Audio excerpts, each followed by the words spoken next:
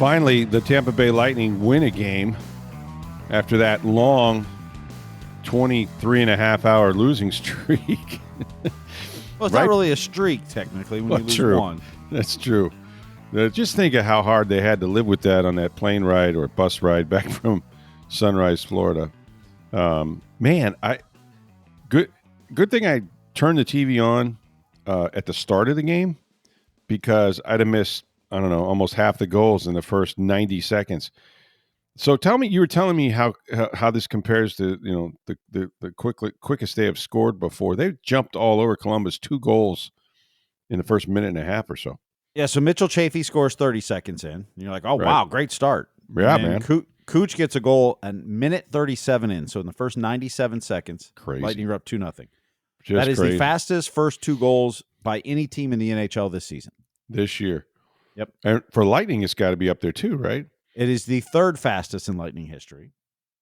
In 1993, it was John Tucker and Mikael Anderson scored in 67 seconds. John Tucker. And then in 2011, Teddy Purcell scored 2 goals in 81 or 2 seconds, something like that. Same guy. Yes, he actually scored the first 2 that quick. Even more impressive. Yes. Yeah, they jumped all over him, man. And that's 2 things. I mean, it's great to get a 2-0 lead like that and, put a team on its heels that quickly.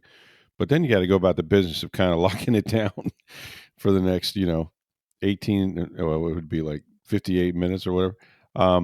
But they've done that very well too. Like, this team defensively, I think, is where they've, improved the most. Helps to score like that. But man, they're rolling. They're playing really well. I don't know how good Columbus is. They're not a very good team, are they? They're a playoff team. They're right. Okay. They're right at the playoff cut line. I mean, they're in the wild card spot right now. Okay, much better than anyone expected them to be. Yeah, and particularly with a new coach, and then Johnny Gaudreau.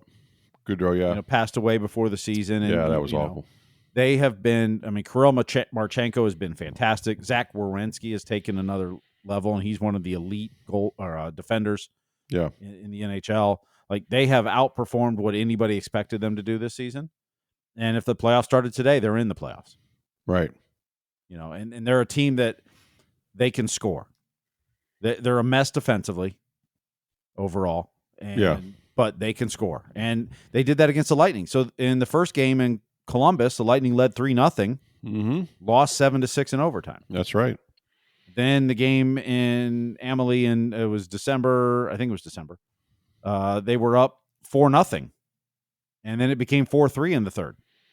Right. And then the Lightning got an empty netter to win that 5-3. So the Lightning even know that they can score. Yeah. And, you can't take shifts off. You can't let them buzz. But if you can control the puck in their zone, they're a mess defensively. Yeah, I mean, they didn't go away. I stopped watching for a while. I think it was 4-2 at one point, but then they were going to have at least one power play, maybe a couple coming out of the period. And, you never know at that point. But they scored a goal to go up 5-1. 5-1, okay. So, except it was offside. Braden Point was barely offside, so it was on the power play. Then right after that, they give up a shorthanded goal. So it went from what should have been 5-1 or could have been 5-1 to 4-2. He was offside to 4-2 when you went, whoa. Yeah, then we got a little scary there for a while going into the third, but then they took care of business. So, hey, man, you play in Sunrise, and then you got to go back to back. Yep. Not the That's the other part of it. Do. Yeah, Johansson was in that. Right.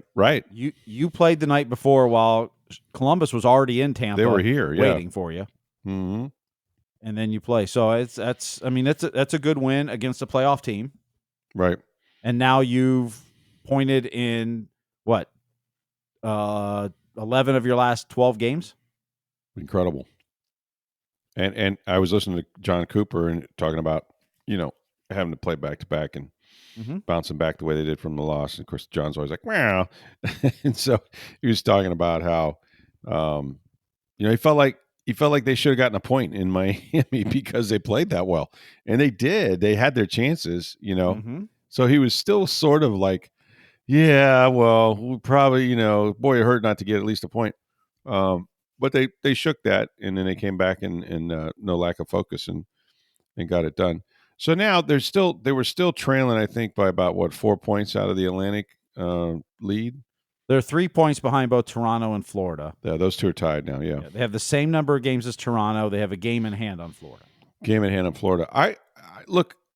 You're looking over your shoulder, and it's like, who the hell are those guys, right? Like Butch Cassidy and Sundance. It's like they're not going away, and if you slip up just a little bit, you're going to find yourself not in first place anymore. So good for the Lightning, man. They're playing the best hockey, and we're getting so close to that deadline where they're going to add. I think they're going to add something, Steve.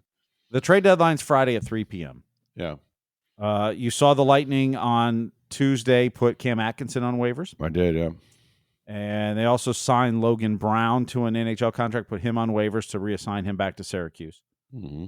You have to assume that Atkinson going on waivers this week at this time is to clear cap space. Right. That a deal is coming. You know, whether it's today, tomorrow, Friday, that they've got something brewing. Is right. That's what you're guessing from that move. And look, Julien BriseBois, since he has taken over this team, the year that they went 62 wins, 128 points, made no moves at the deadline, and they got swept out in the first round. Ever since then, Julien BriseBois has made big moves nearly every season at the trade deadline. Right. Hasn't cared. It's not fair to say hasn't cared, but when many think the prices are too high that he's paying, he has made moves to give his team a chance. Right. The way this team has played for the last 2 months now, really since the calendar flipped, defensively, there's no reason to think that, particularly if you want to add some pieces, they can't compete for a Stanley Cup. The last 2 years, they made the playoffs. The third seed in the last seed in the yeah. Well, typically third in the division. Florida, Toronto were up, but as much as you had Kucherov, you have Hedman, you had Stamkos, you had Point, but they weren't good enough defensively to win 4 series of, to win 16 games in the playoffs the way you play. This team, the way they played the last 2 months, that's how you win a championship. They can beat anybody, yeah. That this team has the makings of, if they play that way, they can stay fairly healthy. We'll see what pieces they may add. And I'm expecting Julien BriseBois to add multiple pieces. I would think that you're looking at hopefully adding a top 6 forward, a bottom 6 forward, and maybe a defenseman. Maybe you don't get all 3. Maybe you only get 2. Right. But I would imagine, he's not going to look to just stay pat. No, not He's going to look to make a splash. And if he has to give up draft picks, as much as, and I don't know the specifics, but someone was telling me this, that Julien BriseBois has made a lot of great trades, and most of the moves he's made has worked out. One that you would say maybe didn't work out was Tanner Jeannot. Definitely not, yeah. If you look at the picks and who Nashville took with those picks and what they've done so far, trade doesn't look as bad. Like, there's no promises with draft picks. There's no promises with prospects. Right.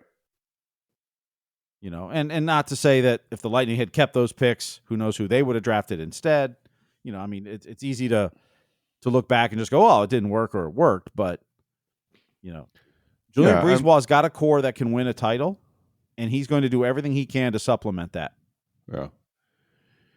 It's always great to keep your draft picks, right? Because you're talking about having control of the player. But if you have a team that's ready to win now and can win a Stanley Cup, that's what you're in the business for, right? Well, and hockey, much like baseball, although you can't really trade draft picks in baseball, but these players aren't going to be up here for the window is the 5 window. years. And just think about their core, guys like Hedman and even Vasilevsky and their top Kucherov and Point. The top players are not going to be in their prime forever. Some of them are probably well past their prime, but they're still playing good hockey. So we'll talk about the Bucs here in just a minute. The Bucs are a much younger team overall, Yes. but you still have aging stars. But I think with the Lightning, you still have a core of guys that have won a couple Stanley Cups, and some of them are at the end of their careers. But then you've augmented that with a whole new generation of players that have come in and they're in their prime. And we're talking about future Hall of Fame players at that. So, this is when you go for it. You want a team that can compete for a Stanley Cup every year, But if you're playing the way they're playing, you know, they see what you see. They see a team that has the formula that can, win 7-game series. Yep. And the amazing thing about the Lightning, and as much they've been a good team for a decade plus now, is that their core, as much as you might think they're an old team, it's not as old as you think they are. I mean, no, not overall. Kucherov's 31, Point's 28, right? Gensel's 30, Hagel's only 26, Hagel's Cirelli's young, 27. Yeah. Hedman is 34, McDonough 35. Yeah, but J.J. Moser's 24. Yeah. Chernak's 27. Right. Vasilevsky's 30. That this team is not, as much as people think, well, they've been around so long, their core is getting old. I mean, yes, is Hedman getting up there in age? Yes. Is McDonough? Yes. But the rest of the core is still in their prime. And if you're going to add pieces to it, and they have cap space this year. The first time in a long time, they're not using LTIR money, long-term injury relief. Yeah, they can do what they want. Yeah. They have, I want to say, Puckpedia is one of the sites. They have over $5 million in current cap space they can add. And then next year, the cap is going up. So the cap goes up next year, like $5 or $6 million. Nobody's getting big raises next year of the current group. Cam Atkinson's a unrestricted free agent. They just put him on waivers. He will not be back next year, most likely. Luke Glendenning's a free agent. Mikey Eyssimont a free agent. If you want to re-sign them, they're probably going to sign for close to the same money, maybe a little bit of raise, but nothing drastic. Nick Perbix is your only defenseman that's a free agent. You're not going to give him. He's not going to get a huge raise if you bring him back. Jonas Johansson is a free agent. You might bring him back, maybe not. Maybe you're going to, bring Brandon Halverson up, who you just signed to a 2-year deal in Syracuse. So they have nobody getting huge raises this year. Hedman goes up $100,000 a year. I think that's probably about the only raise that's baked in at this point. So you can even add salary now that has term on it because the cap going up. Like Julien BriseBois is in a great spot right now, and he's got a team that's playing really well. But it was a year ago, and we don't hear this name very often, that, people were bemoaning the idea, very notion that you could let a, quote, Steven Stamkos out of the building, and Stamkos. Congratulations to Stamkos. He scored for the first time in 13 games or something 13, tonight. Yeah, something like that. Yeah. And have a point for 12 straight games. Yeah. And those same people, and you know who you are out there, don't say anything about it now. It's like, it was a deal. And it's hard to part with icons, and Stamkos was legendary and always will be Hall of Famer. If you had a Mount Rushmore of Lightning players, he's on there. He's definitely on there, if not one of the first faces. You could make an argument he's the greatest Lightning player. Yeah, I would think you could. You could say Hedman is. Yeah. Yes. We don't know the whole story. The other thing I was going to mention too is that you change captains, and Stamkos, look, he did it for so long. He had his own way, right? Hedman has always been a leader, right? Whether he had the C on his chest or not. But now he is the captain. Do you see any difference in just the sort of the quiet confidence that this team has? Is that a thing? It's obviously big for the player, and obviously guys rally around the guy with the C. But do you see? He was always a leader anyway. Yep. Is there really much difference? Is there something to that, to where these guys just kind of quietly stuck with it? I don't know if there's a big change from Stamkos to Hedman as captain. Yeah, and we're not in the room, so that would be where you would notice, right? Would be in the room, yeah. But I think where the difference is this year, and I think you see it on the ice, it's Ryan McDonough's back. Yeah, and I think, and I don't know if he's vocal in the room. I don't know. I think it's the way he carries himself, the way he conducts himself, the way he plays, the way he sells out at his age. Accountable, block shots, and that it's not a coincidence that they were really good when he was on their defense. The 2 years really good again that he was gone, they weren't very good. Yep. And now this year it took a little bit, but the way they're playing defensively, the way the whole team is responsible, the way the forwards are back, that I said it going into the season. That was a bigger pickup than people realized, getting him back. Right. Mm-hmm. And I think it's played out. And you're seeing the way that this team plays defensively. Right. And not just the defensive core. That Ryan McDonough coming back may be a bigger addition than even like Jake Gensel. And Jake Gensel's been phenomenal. And, and you're not going to see it necessarily in the stat sheet, but just what he brings us. Like, I was talking about this with someone tonight as we were leaving the Lightning game. I remember back when Ryan Callahan was here, and he got a lot of crap because he was paid a lot of money and he didn't put up a lot of goals and points. Right. But I can tell you, being at every home game and watching almost every game, and Callahan at that point in his career got hurt a lot, so he missed. He was probably missing 25-30% of games. Right. The games he was on the bench compared to the games he was not, the team played differently. They absolutely did. They were more responsible. They just had a little more giddy up in the games he was on the bench. And I don't know if he was a rah-rah. I don't think it was that. I think it was just the way he played. Accountable. He was accountable. Accountability is what, and everybody else fed off that. Because when he was on the bench, when he was on the ice, and yes, maybe he didn't score as many goals as you want for the amount of money they paid him. But that team played differently the games he was in the lineup compared to out. Yeah. And I think you saw for years Ryan McDonough there, and then all of a sudden he was gone for 2 years, and look at what happened to the defensive play. Fell apart, yeah. How much better is Chernak because McDonough's on the ice? Sure. How much better is every other defenseman because McDonough's on the ice? Well, I tell you what you don't see, and we used to see a lot of it, are those odd man rushes. Mm-hmm. They take care of the puck a lot better. Yep. They get it out of their zone a lot better. Mm-hmm. And they spend a lot of time in the other zone. So something's going on. Yep. I think McDonough's been getting him back has been absolutely crucial for this team and key. Yeah. And then obviously how Vasilevsky, we talked about how he just feels better, right? He just wasn't was no comparison coming off the injury a year ago. Yeah. Whether he's the best goalie in the world or the second best goalie in the world, not having a back injury makes you much better. Yeah. A healthy Andrei Vasilevsky that can be himself has been everything. I keep hearing one name with respect, and maybe it's wishful thinking on some people's part with respect to possible trades. Could Yanni Gourde be headed back to Tampa Bay? He's an unrestricted free agent. Yeah. So it's a rental at this point. Yeah. But given their history and what he brings. So here's the thing, and I don't watch enough Seattle. First of all, he's been out for the last 6-8 weeks, I think, with a hernia surgery. Oh, okay. Now he's practicing this week, so he's expected back this week. Okay. So assuming he could play again, yeah. Yeah, he practiced on Monday. Mm-hmm. I don't know when Seattle plays next, but so he's practicing, and he was centering the fourth line in their practice, which usually means you're close to being back.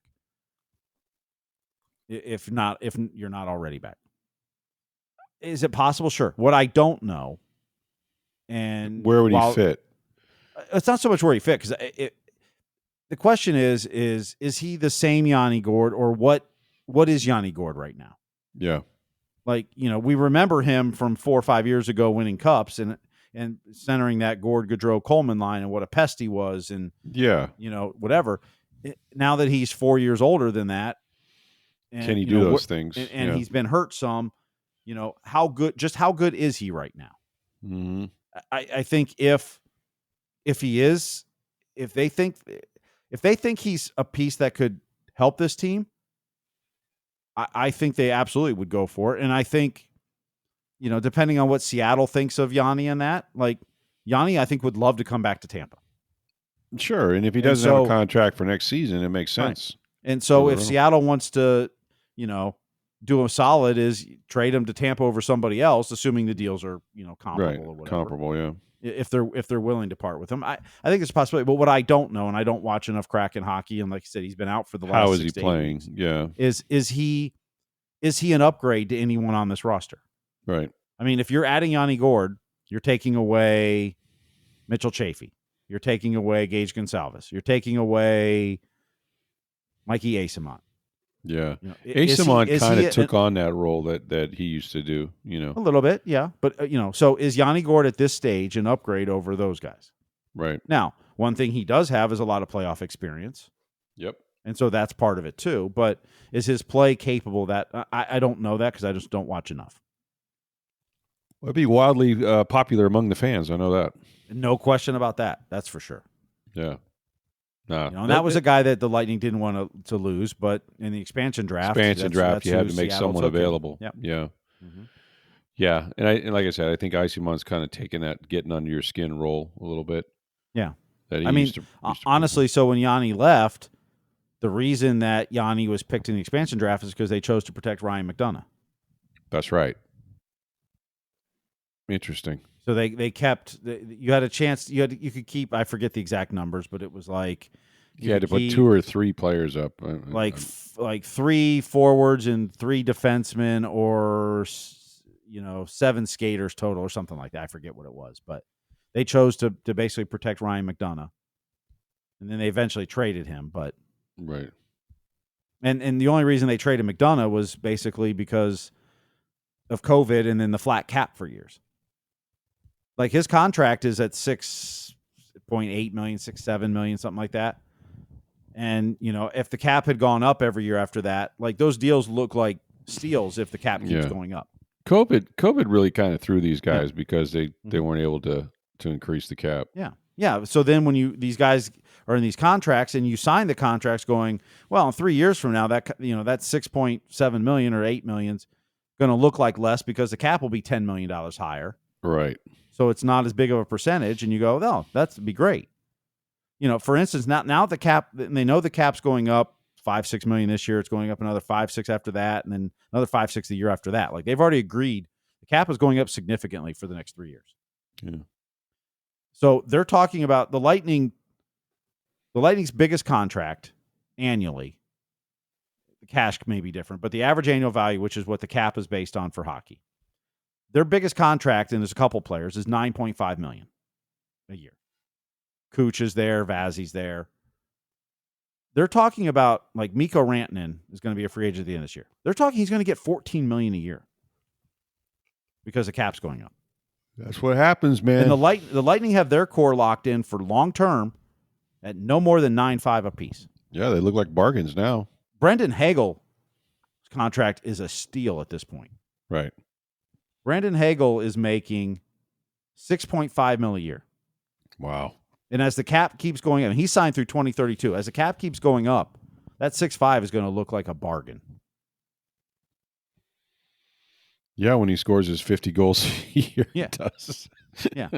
I mean, the Lightning have Kucherov signed for 2 more years at 9.5. Points signed through 2030 at 9.5. Gensel's through 2031 at 9. Pretty good. I mean, they've got everybody's locked. Hagel's signed through 2032, Cirelli through 2031, Nick Paul through 2029. Well, and that's Chernak through 2031. That's their secret: sustained success, and that's what you want to have, and that's what the Bucs want to have. That's what Jason Licht wants to have. We'll get into what his philosophy and how that's evolved over the years too, here in just a minute. But yeah, good on the Lightning, back on the winning side of things. That's where you want to be. 8. Was it now 9 out of 10? I believe 9 out of 10, and points in 11 out of 12. Points in 11 out of 12. Incredible! What a great run! It continues. Their next game now, they had back-to-backs. Their next game, they have a couple more at home, don't they? Yeah, they have the Buffalo Sabres, who are the worst team in the East, in town on Thursday night, and then Boston's in town Saturday afternoon. That's an afternoon game, I think, on ABC. That's correct. Yeah. Thursday's game's on ESPN.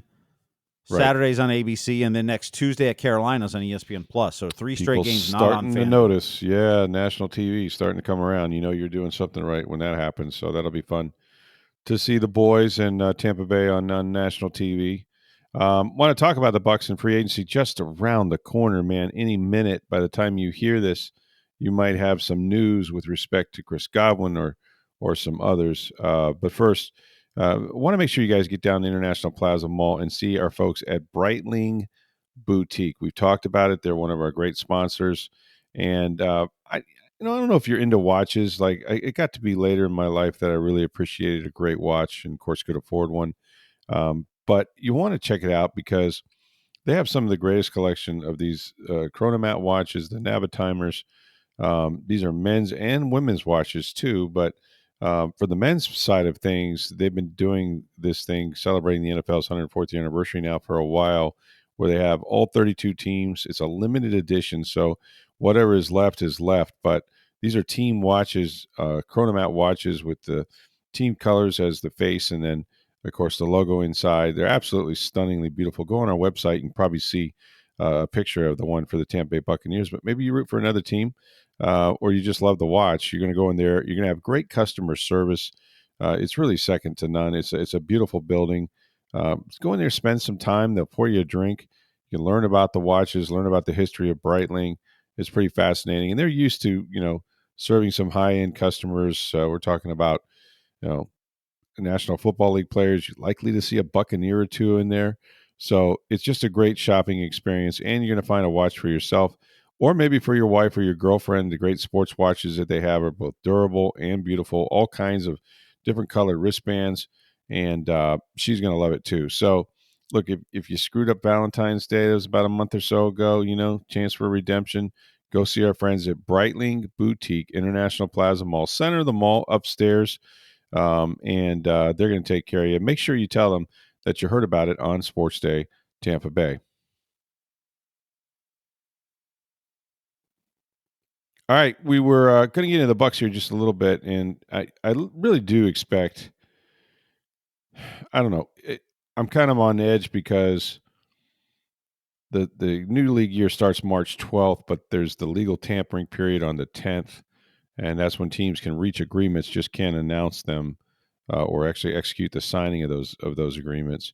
And if you're the Tampa Bay Buccaneers, you really want to get something done with Chris Godwin before that.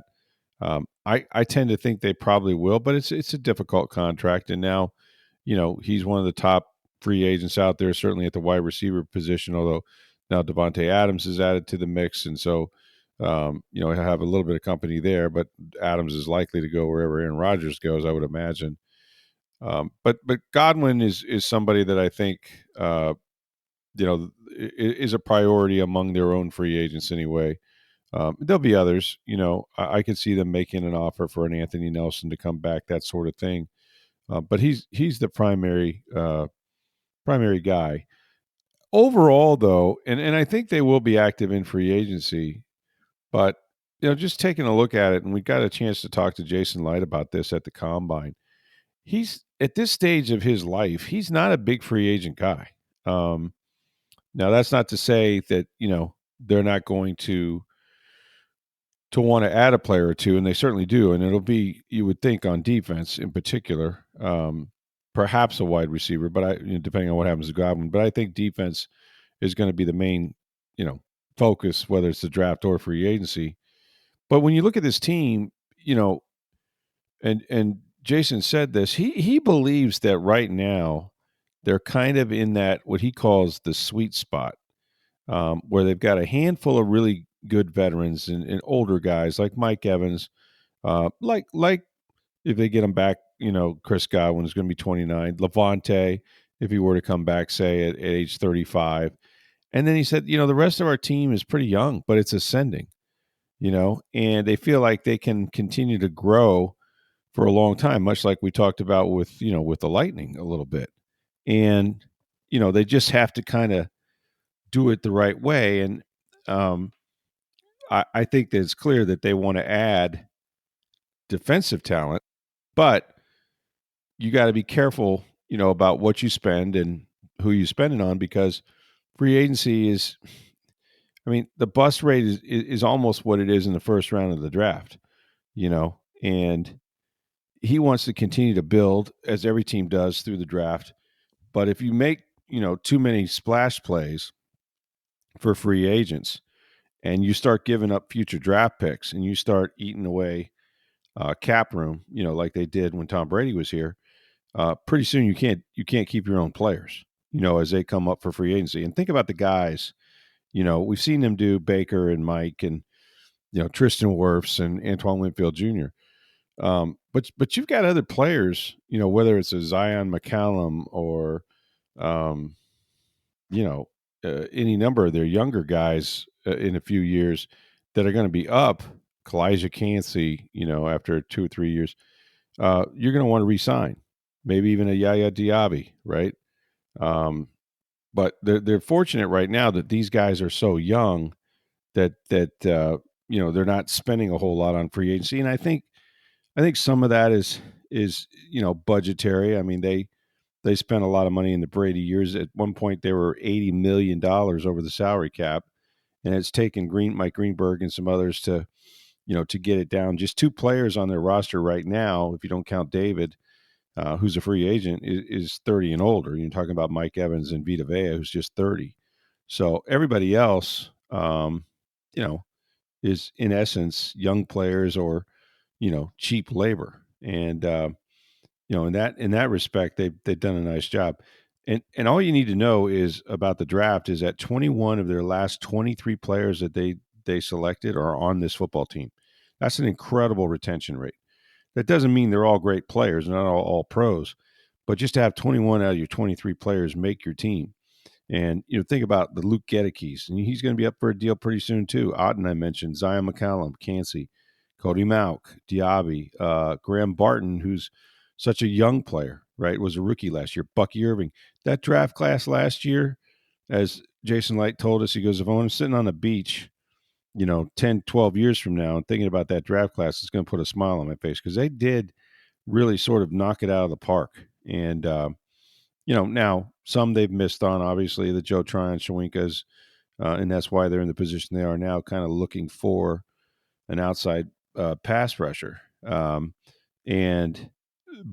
if you look at Jason Light's history, for every Tom Brady, which is, one of one, or Ndamukong Suh or Ryan Jensen or Baker Mayfield, um, or even Shaq Barrett that he's gotten, there's been a Deshaun Jackson or a Michael Johnson or an Anthony Collins or a Chris Baker. I mean, early in his career, he couldn't hit on a good free agent to save his life, right? So you can see where the appetite for such players is pretty low. Now, I think that they obviously have some opportunities to add some guys, particularly on defense. You look at cornerback position, Shavarius Ward is somebody, maybe even a 6-time Pro Bowler like Darius Slay, and there are others. But as Jason said, he goes, look, you put a new guy in a new city, new coach, new friends, new environment, new locker room, new house. And if you're not the right guy, it can be overwhelming, and then all of a sudden you got a ton of money as a free agent. Maybe you don't have anyone to share it with because they're not here. And so you really got to get inside these guys' heads to see what makes them tick. But I think they've done a pretty good job. And I do think there's an element of the Glazers don't want to get back into the mass spending mode, but they got a young team that is going to be competitive for years and years to come if you can keep the quarterback who's not quite, I don't think he's 30 yet. He's approaching 30, but he's in the prime of his career. And he's still got 2 years under this current contract at a relative, 33 and a third $1 million, which, for starter quarterbacks right now is almost half of what some of the top run guys are making. So they're in a sweet spot, and they just have to add some pieces, whether it's through the draft or free agency, to get that defense to to match what they have, which is an explosive offense right now. And then we'll have to find out about Josh Grizzard and what they're going to be like as a play caller and that sort of thing. But for that reason, I don't see the Bucs going crazy in free agency. They haven't done it in a very long time. I can see them maybe getting a corner, certainly trying to address, the outside pass rusher position, and maybe a linebacker as well. You could certainly see them doing that, depending on what Levante David wants to do. I don't think you're going to spend a lot of money on David and somebody else, but certainly that's another area. Anything on defense is I've been told, by the Bucs, is that look, you'd be hard pressed to find a free agent on defense we don't like, or that we're not at least talking to. So, but we're really close now. By the weekend, I think you could see a possible deal for Godwin, and then we'll just have to see if he hits the market or not. And even if he hits the market, that usually is indicative of a player saying, I think my value is higher than you think it is. Let me go out here and prove it or disprove it. And sometimes they give you that chance to match, and sometimes they don't. You can't assume that they're going to shop the offer. I wouldn't be appreciative of a team if I was a team and said to Chris Godwin, if he makes it to free agency, if I'm New England, I don't want you going back to the Bucs and taking my offer and letting them decide. But it does happen. It happens all the time. So interesting time. We're really, really close to free agency, and then after that, it's the draft. And the NFL never sleeps, man. And frankly, neither do we, Steve. To be honest with you. All right, tomorrow let's get some mailbag questions. I got a few already, but you guys are always welcome to send in your questions to us. You can do that on X or what used to be Twitter at NFL Stroud or at SportsDayTB. My email address is rStroud@tampabay.com. Get those questions going about anything: the Rays, the Lightning, the Bucs, college football, you name it. It doesn't matter. We'll talk about it here on Sports Day Tampa Bay. And also get down to Breitling Boutique, International Plaza Mall. See our friends there. Check out the watches, the beautiful Chronomat Navatimers. They got the NFL 104th year anniversary edition, limited watches for all 32 teams, men's and women's watches. Your wife or girlfriend will love them too. It's Breitling Boutique, International Plaza Mall, and make sure you let them know you heard about it right here on Sports Day Tampa Bay. Thanks for listening. For Steve Versnick, I'm Rick Stroud of the Tampa Bay Times. Have a great day, everybody.